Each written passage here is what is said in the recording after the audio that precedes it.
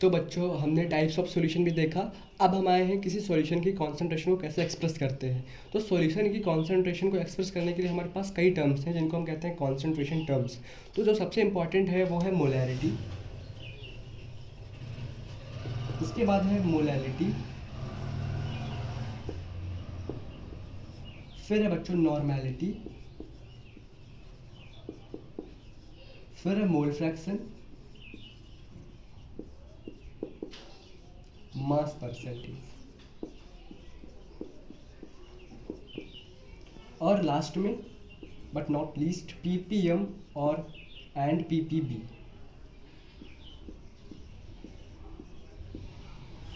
तो बच्चों ये वो टर्म्स हैं जिनकी मदद से हम किसी सॉल्यूशन की कॉन्सेंट्रेशन को एक्सप्रेस करते हैं। कोई सॉल्यूशन कितना कॉन्सेंट्रेटेड है हम इन्हीं के टर्म्स में बताते हैं। मोलैरिटी, देखिए यहाँ पे थोड़ा गौर करने वाली बात यह है कि ये मोलैरिटी लिखा हुआ है और ये मोलैलिटी लिखा हुआ है। इसको हिंदी में मोलरता कहते हैं और इसको मोललता कहते हैं। तो इसमें कंफ्यूज मत होइए क्योंकि बहुत बच्चे कंफ्यूज होते हैं इसमें। तो this is molarity and this is molality.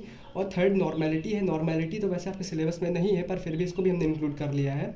Mole fraction देखेंगे, मास परसेंटेज देखेंगे और फिर पीपीएम यानी पार्ट्स पर मिलियन एंड पार्ट्स पर बिलियन। ये दोनों टर्म्स बहुत डाइल्यूट कॉन्सेंट्रेशन वाले सॉल्यूशन के, ऐसे सॉल्यूशन जो कि बहुत डाइल्यूट है उनकी कॉन्सेंट्रेशन को दिखाने के लिए हम पार्ट्स पर मिलियन और पार्ट्स पर बिलियन का यूज करते हैं। तो वन बाय वन देखते हैं हम। सबसे पहले देखते हैं मोलैरिटी। सबसे पहले हम देखते हैं मोलैरिटी। तो मोलैरिटी को देखते हैं। मोलैरिटी, मोलरता इसको हिंदी में कहते हैं। तो मोलैरिटी क्या होता है, सबसे पहले आप इसकी डेफिनेशन सुन लीजिए। Number of moles present in 1 litre of any solution. Number of moles present in 1 litre of any solution. इसकी डेफिनेशन पे मैं लिख देता हूँ। Number of moles present in 1 litre of any solution. यही मोलैरिटी होती है बच्चों, number of moles present in 1 litre of any solution.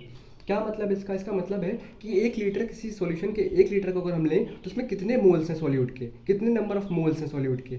1 litre अगर हम किसी सॉल्यूशन को लें, किसी सॉल्यूशन का 1 लीटर लें तो उसके अंदर हमें कितने मोल्स सॉल्यूट के मिलते हैं, वही मोलैरिटी होता है। Number of moles present in 1 litre of solution, 1 litre of any solution. तो मोलैरिटी की जो फार्मूला है वो भी यही है बच्चों, क्या कि मोलैरिटी इज इक्वल टू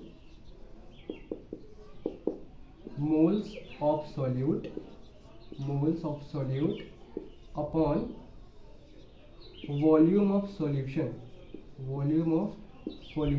और ध्यान रखने वाली बात क्या है कि जब हमें सॉल्यूशन का वॉल्यूम लेना है बच्चों वो लीटर में लेना है। Volume of solution in litres,